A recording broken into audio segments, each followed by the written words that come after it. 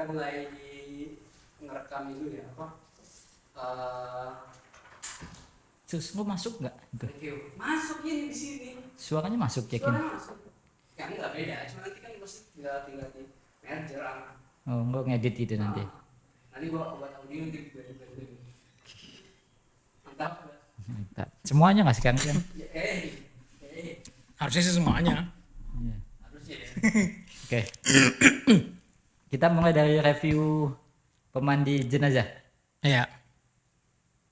atau yang ngembayung. Lembayin dulu aja lah masih hangat. Membayang dulu PPB panjang. Iya ya. Ngobrol santai aja kan? Ngobrol ya? santai aja ya menurut lu Bayung gimana gitu. Iya. Nggak usah sampai nanti aja. Iya enggak demang enggak menurut dia. Capek Apin kan ntar kan ngedit aja udah capek.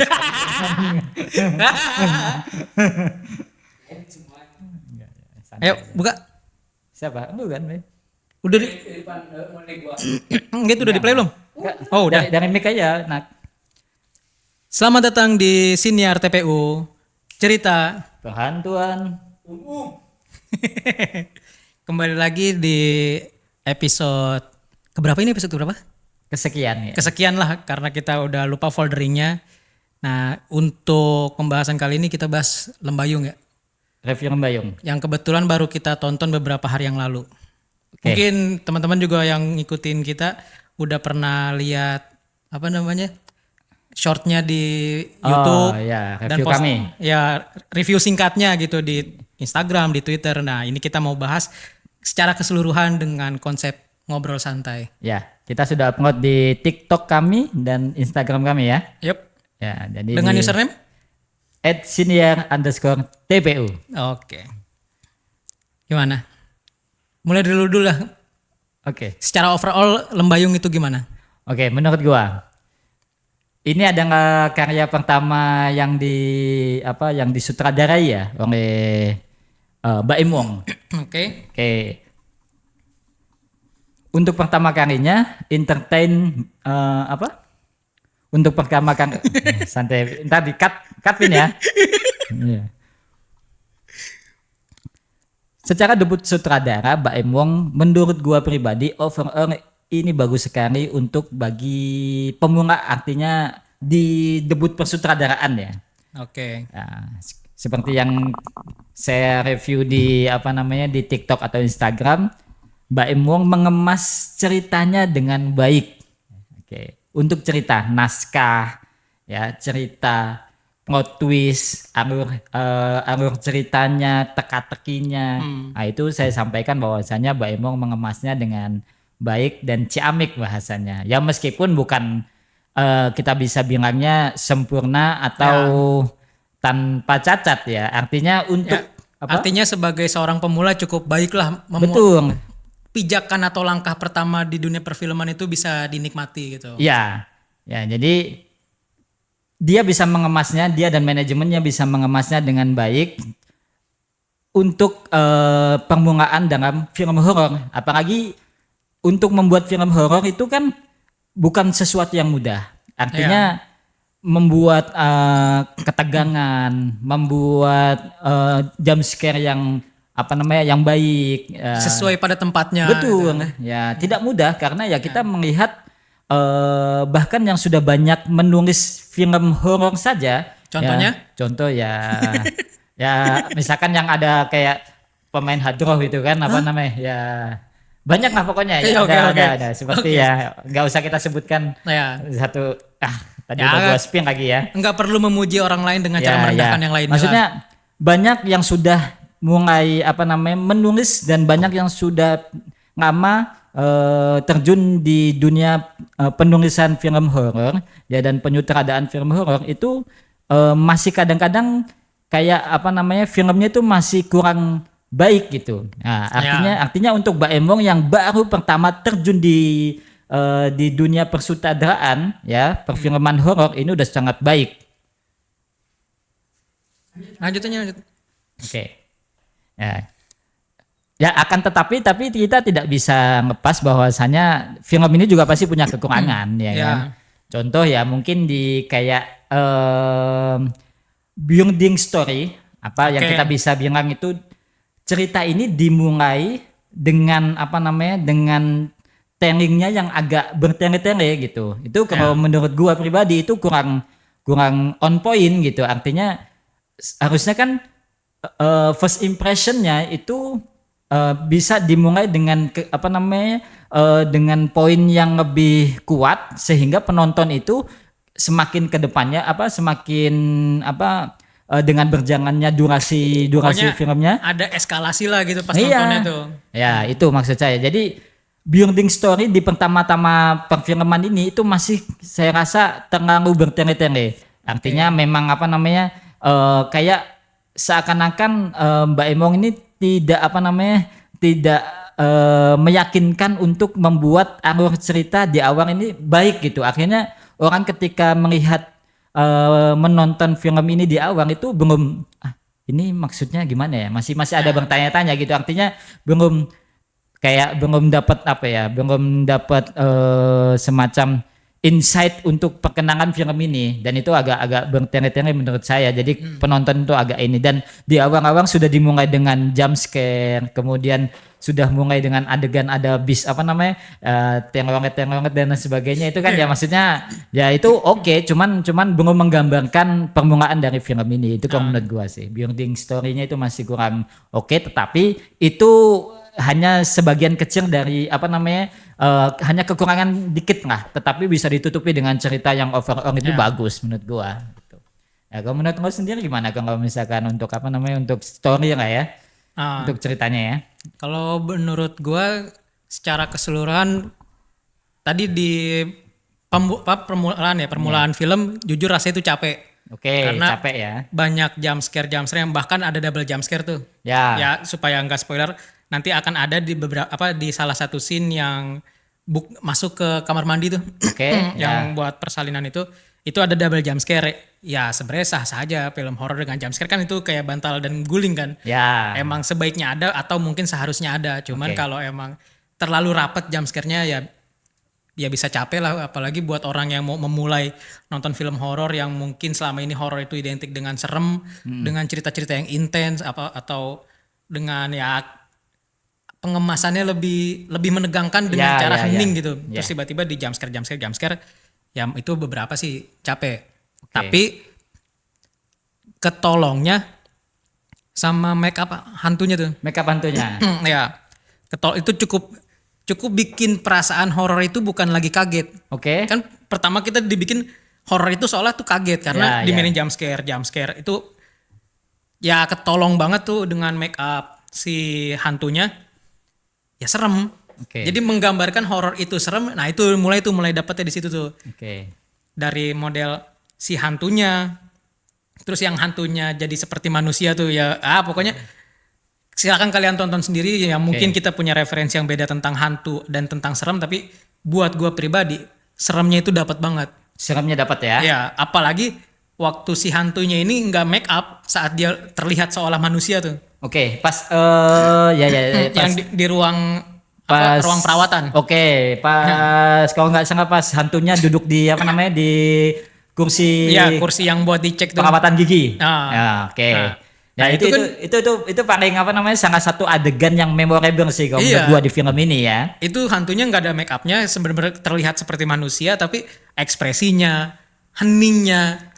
Nah itu kan bener-bener kayaknya kan kalau film horor itu saat film itu hening gak ada suara cuman main ekspresi main gerak, kalau gue pribadi ya secara nggak sadar tuh gue kayak nahan napas bisa jadi karena seremnya di bagian actingnya, atau nahan napas persiapan kayaknya ada jump scare nih setelahnya nih. Nah hebatnya di scene itu nggak ada jump scare. Bener-bener dikasih tahu horornya Indonesia tuh yang seremnya tuh kayak begini loh gitu. Bukan yang kayak kan ada beberapa film horor di luar kan ada ya pas lagi sepi tiba-tiba jump scare gitu. Ada gitunya, dan untungnya di film ini enggak, bener-bener sepinya tuh ya bikin gue nahan apa sih di situ. Dan itu menurut gue sangat cantik banget ya, dia mengemas sebuah itu penampakan yang maksudnya pengemasan dalam penampakan itu dia tidak terlalu yang langsung jebret gitu ya. Nah itu kan bagus sekali ketika ketika hantu itu ketika seorang ya hantunya itu utama ya hantu itu masuk kemudian duduk ya seperti manusia biasa layaknya, cuman memang pinternya di situ di di ekspresinya, penonton ini dibikin, wah ini habisnya ada kenapa-napa nih. Iya. Kenapa nih habis ini nih? Wah adegan apa? Mungkin ekspektasi benar yang kata lu. Bahkan ada jebak, ternyata cuman dibikin cuman senyuman. Dan Byung-ding itu bagus. Kayak dia itu ada air liur yang netes, itu bagus itu. Jangan diceritain itu terjadi spoiler. Iya. Mohon maaf bagi yang kawan-kawan yang nggak suka spoiler, oke lah. Pokoknya kalian tonton aja, kalau menurut gue itu salah satu scene yang cukup bagus untuk menggambarkan film seremnya Indonesia itu ya kayak gini gitu. Itu tuh betul. Menurut gue kalau emang ada yang berpendapat seremnya Indonesia itu dengan jump scare dengan gore, dengan pembunuhan kayak film Susana zaman dulu kan hantunya bisa membalaskan dendam gitu. Ada yang kayak gitu ya. Nggak apa-apa masing-masing, cuman buat gue hantu itu ya identik dengan silent. Makanya di scene itu kan ada scene mati lampunya tuh. Di mana satu-satunya cahaya itu cahaya dari HP doang. Itu relate buat gue.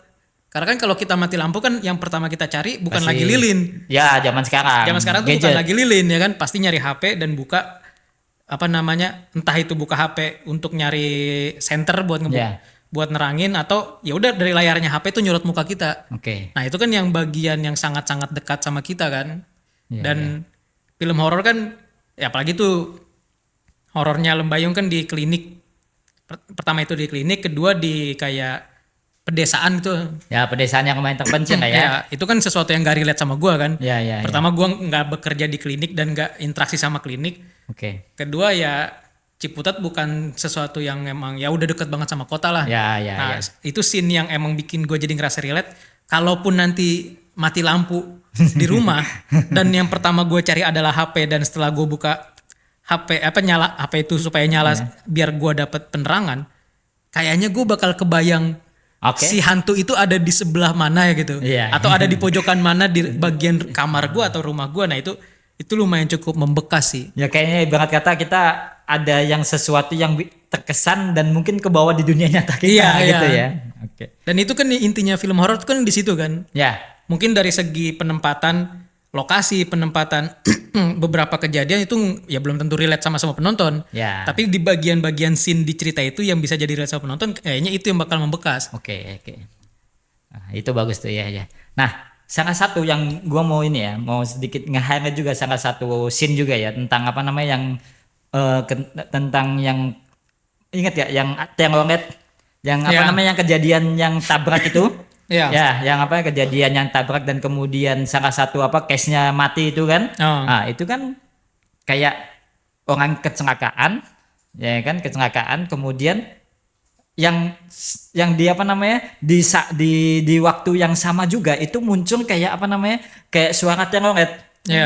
Tapi di situ ada sedang keadaan yang keadaan mencekam tapi musiknya telolet. Nah, itu kayak gue itu kayak menggambarkannya, ini film kayak kalau misalkan kita nonton ada nggak sih kayak musik anak-anak. Musik anak-anak, contoh misalkan lagu kayak Bangunku Ada 5. Musiknya hidup, tapi di situ kejadiannya lagi keadaan psikopat, misalkan lagi pembunuhan. Itu kayak menurut gua ini cerdas banget gitu, dia kayak memberikan suara telolet yang mungkin familiar buat orang biasa, tapi di saat yang sama juga ada kejadian yang mungkin lagi kejadian yang lumayan mencekam gitu. Jadi membuat kayak ini brilian sih kata gue. Itu kalau di film luar mungkin kayak kotak suara yang betul. Itu sebenarnya kalau kita hidupkan di tempat biasa dan momen atau situasi yang biasa itu menjadi bahagia gitu. Tapi ketika kita ngetakan di di keadaan mencekam, maka ini akan menjadi sebuah horor banget sih suaranya. Itu brilian banget sih Mbak Emong bisa menaruh ada scene seperti ini, menurut gua oke banget sih itu. Betul. Itu ya. Kemudian nggak usah sampai kemudian. Skipin ya yang kemudian ya. Yang ngedit mah panjang banget. Ntar gue yang edit. Cuman kan ada satu 1, 2, 3. Nah, cuman kan ada satu ini nih hal yang ya setiap film kita udah berimbang lah nyebutin baiknya, kelebihan dan kekurangannya. Ya kita cukup berimbang lah untuk hal itu dan sekali lagi yang kita tekankan di sini ini perspektif pribadi. Oke. Dan selera pribadi. Jadi kalau emang nanti ada yang keberatan atau bertentangan gitu, oh enggak menurut gue gini, ya nggak apa-apa, silakan aja. Toh kita sangat-sangat terbuka di kolom komentar yang bisa teman-teman juga berkomentar di situ. Cuman ada satu ada satu buat gue nih ya. Cukup mengganggu dari segi alur cerita. Baik, ya itu contohnya gimana itu? Ada cacat-cacat logika atau ya dari segi logika bercerita tuh ada yang nggak masuk tuh. Kita ngomongin cacat logika ya, oke ya. Tonton dulu lah biar kebayang gitu kenapa gue bisa bilang itu cacat logika atau logika bercerita. Nanti bisa dibuktikan dengan langsung komentar aja nanti kalau dikasih. Buat yang udah nonton silakan komentar, buat yang belum nonton coba tonton dulu biar kita punya perspektif yang sama nantinya. Jadi ada scene di mana nyebutnya orang baik dan orang jahat aja kali ya, nggak usah protagonis dan antagonis ya. Jadi si orang baik ini melakukan kayak berhasil lah mengungkap kejahatannya si orang jahat ini gitu. Jadi nggak usah tahu siapa yang jahat siapa yang baiknya. Nah pas udah keungkap si orang baik ini melakukan sebuah tindakan yang kalau tindakan itu dilakukan ke manusia normal pada umumnya harusnya perilaku ini bisa bikin orang jahat itu pingsan. Secara nominal, secara logika sederhana. Ya. Karena perbuatan itu cukup bikin kayaknya manusia tuh udah pasti minimal mah pingsan dah. Ya kan? Atau ya normal-normalnya mah koma mah bisa itu. Oh, kalau misalkan dikena Iya di dunia nyatanya di dunia nyata ya. Cuman dibunuh ya. Si bajingan. Nggak apa-apa, sebutin aja biar yang ini, maksudnya biar penonton agak tergambar gitu ya. Nungguin kan mana dibunuhnya nih, gak ada yang mati. Jadi artinya kan ada adegan menusuk, tetapi ya ini kayak kayak kebang banget kayak Iron Man atau kayak Bang Fer gitu, nggak mati-mati gitu. Berdarah sih berdarah, berlubang sih berlubang, cuman tetap kuat dan tetap biasa aja. Itu lumayan cukup mengganggu. Ya, cacat logika nggak itu? Cacat logikanya di situ. Nah itu mungkin pengen menggambarkan ya orang jahat tuh punya kekebalan atau antibodi yang sekuat itu gitu. Ya itu ya sah-sah aja, apapun alasan dari Mbak Imong membuat karakter kayak gitu ya sah-sah aja. Atau mungkin ya kita diskusi aja, kita menekan-nekan aja nggak apa-apa karena ini film kan udah tayang semingguan lebih ya. Ya jadi artinya mungkin seorang yang jahat tadi yang diinginkan oleh Mbak Embong itu adalah orang ini memang mempunyai keilmuan mungkin atau apa ya kan kita nggak tahu karena sebenarnya jujur aja film ini banyak mengetakkan adegan atau memberikan scene yang mana scene-nya itu nggak selesai. Ya banyak plot hole-nya. Iya nggak selesai scene-nya. Contoh misalkan ini nggak apa-apa kita sebut aja, tapi nanti kita kan nggak twist maksudnya nggak spoiler, tapi ya mungkin ada poin beberapa yang menurut gue itu nggak selesai. Contoh ketika di kisah cinta segitiga misalkan antara si Arum terus siapa yang itu Cika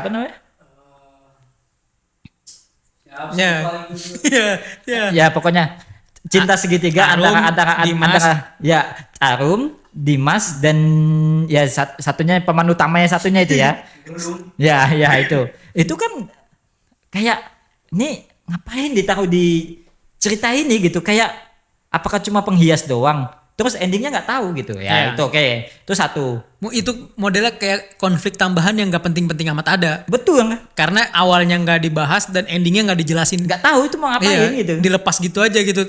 Itu jadi modelnya kayak scene-nya tuh tiba-tiba ternyata dia cinta segitiga, setelah ketahuan tiba-tiba udah hilang. Nggak ada penjelasan dan nggak ada. Itu maksud gua. Nggak ada clear-nya gitu gimana kenapanya.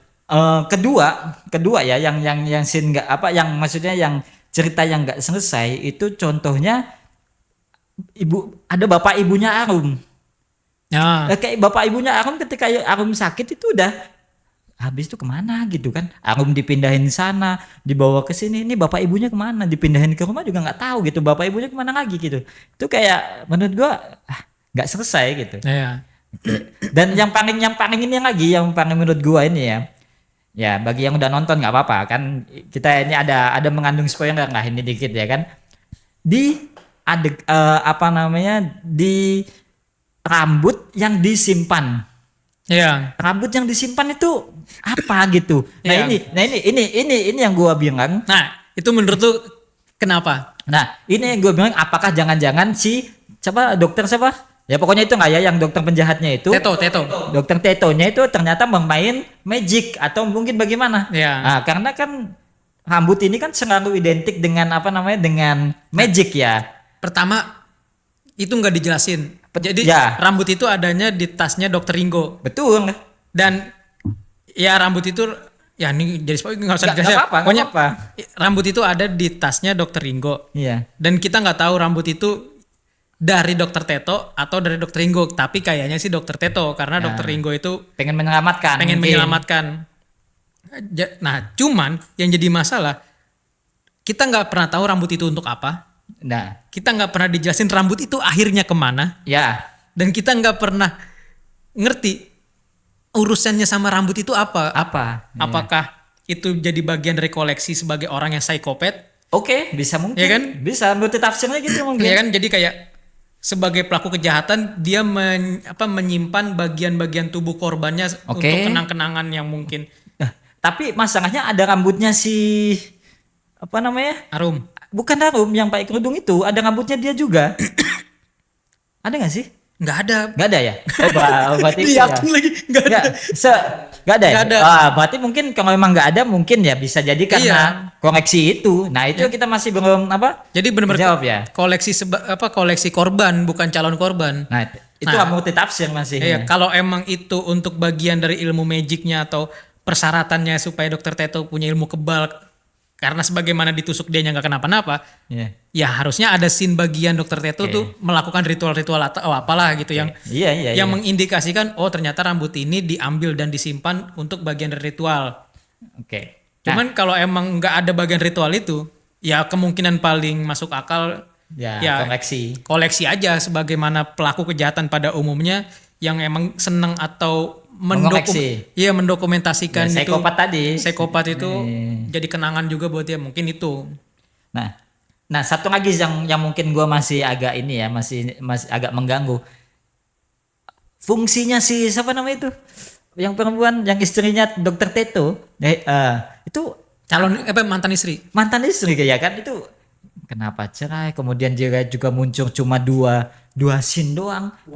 Ibu Ulan Guritno, apakah emang ini kayaknya jangan-jangan si siapa Mbak Emong nih pengen jadi Joko Anwar kedua kan ya? Iya. Mungkin. Jembatan untuk apa? Iya. Sequel itu, guys.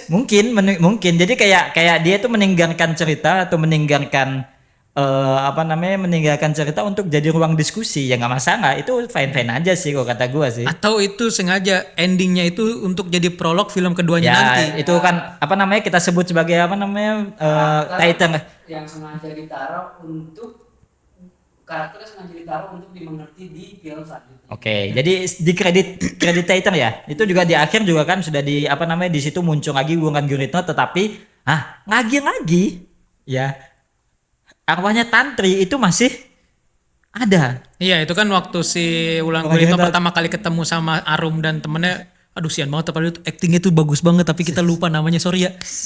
Sorry ya. Iya. Itu kan actingnya paling bagus kan? Siapa, Pin?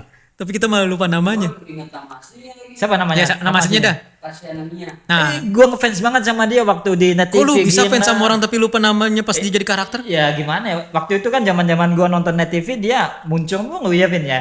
Ya, yang dua hati itu ya. Yang dua hati sama yang tadi Yasmin apa? Yasem itu, itu gua ini aktor lama bagi gua nggak itu mah, cuman ya maaf lupa nama karakternya doang ya, nggak masalah itu mah. Oke lah. Itu kan memang si Wulan Guritno ini kayaknya dia tuh six sense gitu, karena kan waktu pertama kali dia ketemu Arum dan temennya itu dia ngasih tahu Dokter Teto kalau arwahnya Tantri ada di situ. Berarti indra keenam itu. Mungkin ya, karena di belakangnya si Arum, jadi kayak mengindikasikan ini si Arum sama si Tantri ini punya kedekatan lah, terlepas Nah ini teman-teman yang belum nonton harus nonton nih, kenapa si Arum dan si arwahnya Tantri itu punya kedekatan itu. Itu harus nonton tuh karena di situ ada scene yang cukup penting. Kenapa akhirnya arwahnya si Arum itu arwahnya Tantri itu seolah-olah menghantui Arum gitu. Padahal nggak menghantui gitu aja. Oke. Ya kita harus kasih apa namanya? Kita juga harus ngasih clue-clue supaya ya perfilman Indonesia juga lebih hidup lagi, supaya teman-teman yang mungkin kecewa sama film horor Indonesia, yang mungkin nggak terbiasa nonton di bioskop karena nggak nyaman nonton rame-rame kan, kita tahu tempat umum ya harus punya toleransi yang cukup gede kan. Betul. Karena beberapa orang yang nonton di bioskop ada yang nyalain HP, ada yang berisik, ada Ya. yang seenaknya nendang-nendang kita dari kursi belakang. Nah itu ya supaya perfilman kita makin hidup, ya makin banyak yang nonton. Ya kita cuma bisa mereview supaya orang-orang juga mau nonton gitu. Ya betul. Tapi gini, kita harus mengapresiasi ya buat apa namanya, buat case-case-nya ya. Buat Baim pasti kita apresiasi udah dari tadi. Cuma untuk case-case-nya gua akuin, case-case yang main di film ini asli welas, kemudian encek bagus ya, bagus. kemudian Grade A semua, Pak. apa? Itu grade A semua. Oh itu kawakan semua ya kata Iya. gua. Sampai ada si Oka Antara, Arya Sangkoka. Terus si siapa? Jasmine Jasem. Itu yang Cem Bagus, Eric Estrada itu menurut gua ini oke banget secara apa namanya, secara aktris itu kita nggak bisa apa namanya, nggak ada not sih gua mah. Oke semuanya. Ya mungkin secara apa namanya, secara makeup artistik ya mungkin masih banyak kekurangan ya, cuman ya Tuh ada yang mau gimana gua itu? garis bawahin tuh kalau makeup artis di bagian akhir. ya Karena pas si bagian Arum kesurupan itu respect banget. Makeup artis gue respect banget karena ngeblend antara mukanya si Arum yang dengan tatapan putus asanya. Oke. Karena kejadian di hidupnya ya, teman-teman bisa nonton sendiri. Kejadian apa itu yang bikin dia putus asa, ditambah lagi perasaan sendirinya, ditambah lagi ketidaknyamanannya dia di klinik tempat dia PKL itu dengan segala pelecehan-pelecehan yang dia alami, ditambah waktu dia kesurupan untuk pertama kesurupan pertamanya dia sama arwah Tantri itu bagus banget, ngeblend banget. Karena make up arwahnya Tantri itu bisa diaplikasikan kayak plek ketiplek di mukanya Arum gitu. Ya. Itu cakep banget. cakep bener. Justru kalau kata gue lebih cakep, lebih sereman make upnya Arum daripada make upnya Tantri. Iya. Cuman yang jadi agak kecewa di bagian kesurupan terakhir. Endingnya itu kesurupan ending gue agak kecewa di situ karena make up yang udah dibangun sebegitu bagusnya tiba-tiba di bagian ending jadi avatar, cuman kurang biru. Beneran.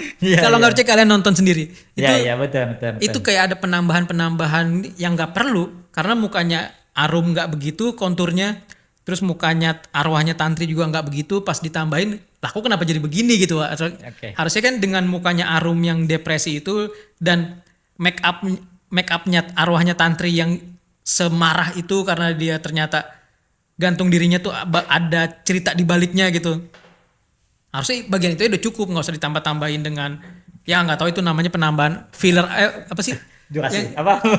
Bukan yang kayak tiba-tiba jidatnya jadi kayak agak gede gitu. Pokoknya penambahan pembengkakan di wajahnya yang nggak perlu sih kalau menurut gua. Oke. Ya. Berarti kalau menurut gua ya secara overall ini udah bagus.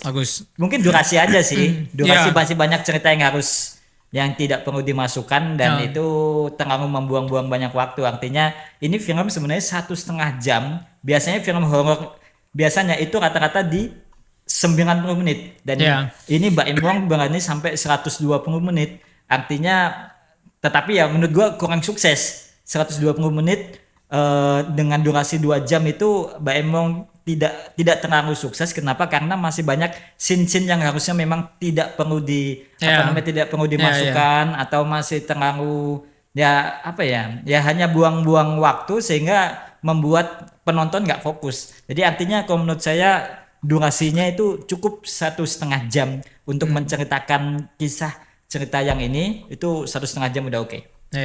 Dan yang jadi catatan cukup penting dengan durasi sepanjang itu ternyata nggak bisa ngecover scene-scene yang harusnya bisa dijelaskan sampai selesai. Ya, yang seperti yang tadi itu kan. Modelnya kayak beberapa komedi yang meleset. Jadi contoh apa itu? Yang komedi meleset untuk apa yang itu? Kayak waktu ada yang double jump scare tuh. Yang Asri Wulas masuk kamar mandi kan dia teriak tuh. Itu kan jump scare pertama, ternyata dia ngeliatnya ya itulah gitu. Dan itu sebenarnya kalau seandainya mau dibikin komedi, mungkin Ya. Itu emang di plot untuk komedi sebelum akhirnya masuk ke jam selanjutnya yang itu benar-benar scene yang cukup serius gitu. Ya, ya. Tapi itu nggak Nggak ada ini. nggak Nggak kena. terdelivery dengan baik gitu. Oke. Bagi Asri Wenas itu kan spesialis komedi film ya, komedi film ya. Setiap filmnya dia tuh ada aja yang ini kayak film apa namanya, kayak film dia masuknya sebentar tapi bikin pecah suasana kayak apa namanya Ipar Adalah Maut itu dia kan masuk sebentar doang tapi wow lucu gitu kan. Tapi ya mungkin di film ini mungkin emang dia tampil yang beda kan ya, karena menurut gua nggak ada komedinya Asri Wenas, malah menurut gua lebih ke sedih, dia lebih banyak tertimpa masalah dari kehilangan sahabat, kehilangan suami, pekerjaan. Wah gila sih itu. Konflik internalnya cukup Sampai di cukup akhir rumit juga lah. mati. Ya. What twist, sorry.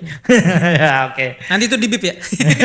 Tapi memang kita harus bersimpati sama karakter yang diperankan Asri Wenas ini. Iya. Dia mendeliver semua emosi yang lengkap. Betul. Yang mulai dari Iya. pertama dia konyol, komedi. Betul. Terus benar-benar ngejaga peran utama dari awal Iya. yang memang bahwa ini tuh dia tuh ngasih bahwa ini dia tuh punya masalah nih, gua dateng untuk bisa menjaga dia, untuk Oke. bisa benar-benar kayak ngasih tahu bahwa ada gua untuk bisa untuk menjaga dia terus tetap hidup. Terus di tengah-tengah dia jadi pengkhianat, ketika kan ada diceritain bahwa dia tuh memang ada juga bagian dari rencana busuk si dokter itu gitu untuk bisa ngejalanin rencananya, dan di akhir dia punya kunci untuk bisa menyelesaikan konflik yang terjadi di film ini. Ya. Jadi itu paket lengkap ya. Paket lengkap. Ya. Jadi layar emosinya tuh dikasih sama Baim tuh mulai dari sedih, pengkhianat, terus bener-bener care, konyol, pas lagi adegan yang lu ceritain di awal yang ternyata itu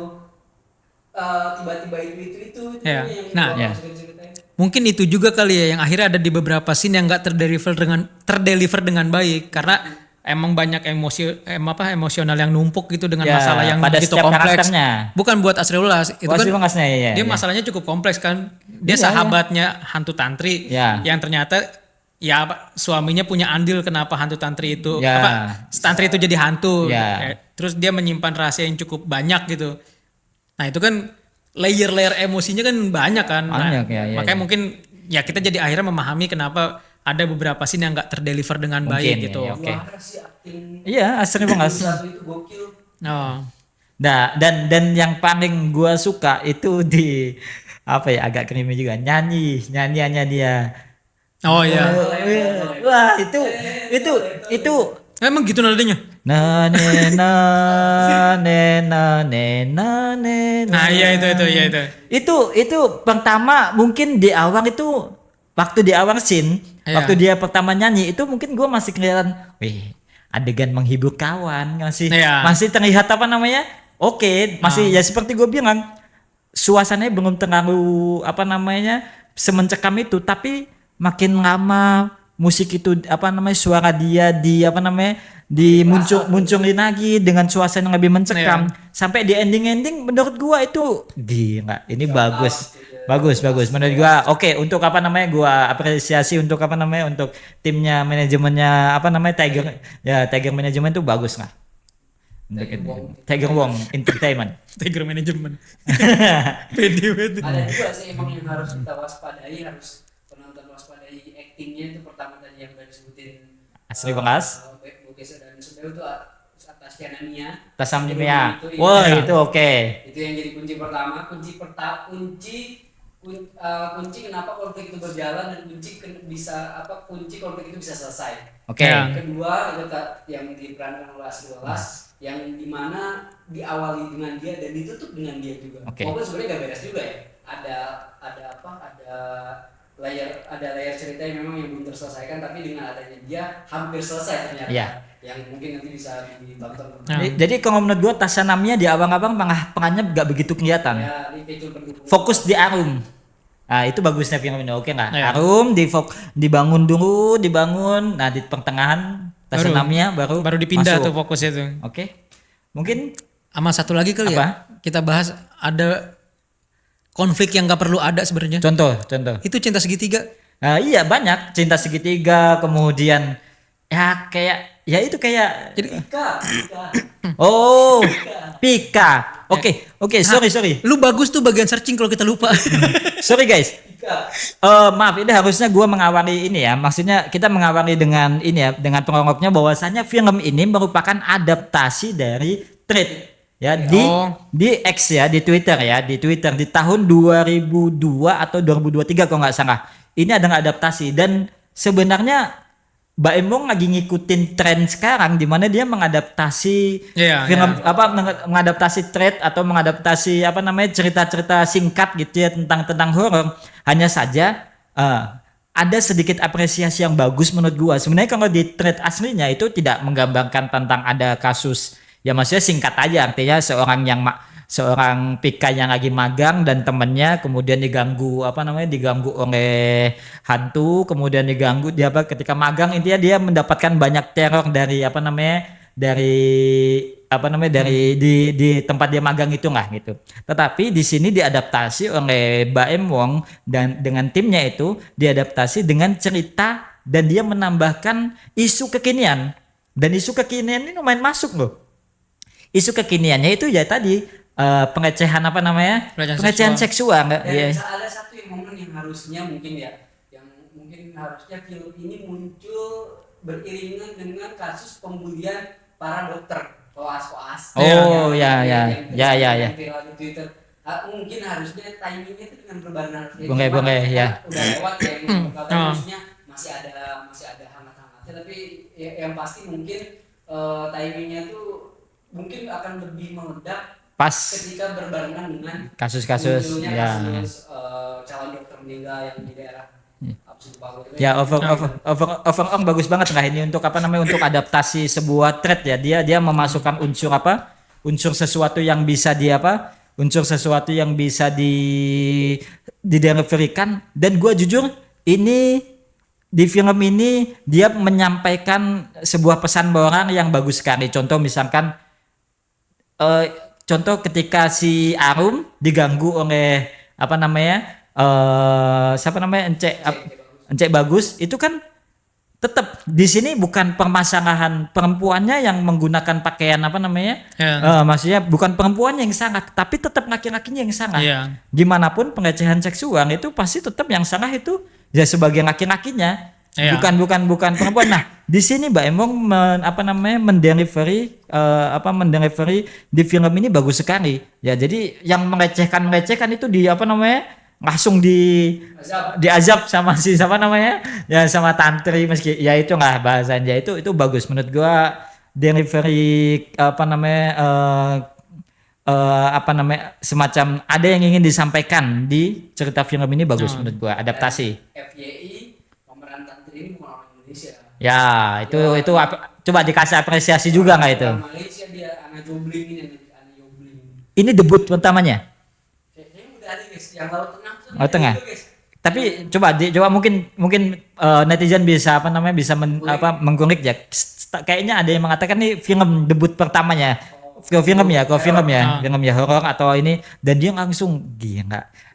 Senyumannya ketika duduk di dokter di tempat pemeriksaan gigi itu juara, keren. Tanpa ada jump scare, tanpa ada mengagetkan, tapi bikin penonton semuanya satu bioskop semuanya hampir ini kemarin. Dan satu pesan yang penting untuk institusi pengaman di negeri ini, kalau ada orang bunuh diri kayak harus diteliti lebih dalam ya. Dan itu sebenarnya gak bunuh diri amat, ketiga sih kayak. Yeah. Dan ternyata orang yang bunuh diri itu bukan berarti dia pengen mengakhiri hidupnya. Pasti ada kasus di belakangnya. Lebih besar gitu, jatuhnya kayak kayak gunung es gitu, yang sebenarnya dia kecil doang yang lucu, tapi yang di bawah itu banyak. Ya. Dan itu juga sebenarnya bukan bunuh diri ya. Kita spoiler lah ini lah. Dan itu juga kayaknya bisa jadi catatan buat ya bagian institusi pengaman. Bukan ya, kayak ID lah, ternyata di dunia kedokteran tuh ada loh bagian-bagian yang kayak gitu pelecehan dari senior ke juniornya kayak gitu. Ya itu semua ini ya. Iya. Semua ini dunia pekerjaan memang harusnya ini ya. Dan itu kayaknya emang perlu ditindak tegas buat para pelakunya, karena ternyata di film ini tuh cukup dikemas dengan rapi dan baik kalau pelaku itu nggak pernah selesai di satu korban. Karena si pelaku bakal terus nambah korban karena di film ini Dokter Ringo itu nggak setuju kalau ada anak PKL perempuan. Oke, ya. Dia maunya anak PKL itu laki. Jauh. Ya, jauh. Jauh. Iya. Ini kan. Dan Daerah-daerah lainnya. kayaknya itu kan isu yang bisa digoreng di media sosial kan. Wah, kenapa nih jadi gender banget nih, maunya laki doang tapi perempuan gak terima. Bukan itu ternyata yang ditakutkan sama Dokter Ringo adalah karena dia udah mencurigai kalau akan ada hal-hal yang tidak diinginkan kalau yang PKL di situ tuh perempuan. Nah, itu kan perlu dipahami ada konteksnya juga gitu. Jadi pelarangan itu yang berupa teks itu nggak cuman ya begitu aja, tapi ada konteksnya kenapa Dokter Ringo tuh maunya mahasiswa laki bukan mahasiswi perempuan yang PKL di situ. Nah, itu kayaknya perlu ya punya catatan lebih lah gitu. Ya. Oke. Durasi takutnya. Ini durasi berapa nih? Durasi 40. Udah cukup lah. Udah jam apa sekarang? Udah. Di istana. Iya. Oke guys, kita langsung masuk ke apa namanya? Ke skor ya, ke rating skor. ya. Rating. Dari gua dulu ya. Lu dulu lah. Oke. Kalau menurut gua ini film oke, bagus. Kalau dibandingkan dengan adaptasi film lainnya, contohnya yang pernah gua tonton sebelumnya seperti Dosen Gaib ya. Menurut gua ini jauh banget dan ini bagus sekali ya, jauh dibandingkan film ini satu bandingan saya membandingkan sama Dosen Gaib aja nggak. Ini adaptasi yang lebih oke dan lebih ya bagus, lebih matang lah. Artinya Mbak Emong memikirkan film ini bagaimana biar tidak biar tidak kentang-kentang amat gitu ya. Oke. Kalau dari gua, karena gua memberikan rating buat film yang sebelumnya kita review apa? Sumala, gua memberikan 7. Untuk ini memang secara cerita oke, tetapi masih ada beberapa kekurangannya, tapi angka 6,5 dari gua itu udah bagus banget. Kalian tetap harus nonton film ini meskipun gua ngasih angka segitu, artinya itu udah bagus banget. Tetapi kan masih dalam artian 6,5 menurut gua itu udah bagus. 6,5 dari 10 itu versi gua. Dan tetap gua rekomendasiin ini film bagus dan kalian wajib tonton. Itu dari gua. Kalau menurut lo berapa ratingnya? Kalau gue rating dari segi pengemasan cerita ya overall masih bagus, acting udah nggak usah diragukan lagi, make up juga ya mendekati sempurna lah, cuman gue nggak suka di bagian endingnya doang. Ya dari segi rate sih 8 sih. 8 ya. Karena banyak isu yang harus diangkat, ya mungkin buat sebagian orang tuh tabu. Ya. Cuman Mbak Yung berani mengangkat isu itu ya bagus ya. Keren lah. Bisa ngambil sikap di satu isu untuk akhirnya jadi film itu keren sih. Menurut lo? Menurut gua bintang 7. 7 ya? Ini bisa jadi pengobat dikala kita butuh sesuatu yang fresh gitu, karena memang Baim bisa membawa isu horor. Profesi dokter itu kan jarang ya, maksudnya kayak apa? Kayak kita tahu cuma rumah sakit serem doang horor gitu, kayak ada pasien yang tiba-tiba hidup lagi, atau mungkin kamar mayat yang kayak seniman horor-horornya, tapi horor di sini bukan dari tempat gitu, tapi dari kejadian itu yang harus diacungi jempol secara cerita. Terus secara teknis walaupun masih banyak bolong di sana sini, apalagi pace-nya yang lambat dan durasi yang cukup panjang ya. Kata gue 2 jam tuh masih panjang banget itu. Bisa dipangkas, maksudnya ada konflik yang gak penting, ada embel-embel yang kayaknya nggak usah ada. Bisa turun justru. 2 jam tuh durasi Marvel gitu biasanya. 2 jam itu harusnya kepanjangan. 7 ya berarti ya. Oke. Sekian dari gua 6,5, dari gua 8. Dari Dewa 7. Oke, sekian dari review kami sekian review kami tentang film Lembayung. Oke. Selamat tinggal. Selamat jumpa. Enggak selamat tinggal sampai jumpa, jangan selamat jumpa. Oh, iya. Selamat jumpa sampai tinggal. Sampai jumpa kembali di TPU. Ya. Ngapa tabrakan anjir? Gua ya. Sampai jumpa kembali di TPU cerita perhantuan. Bye bye. Gak usah pakai manual, isiin aja nggak usah dimanualin.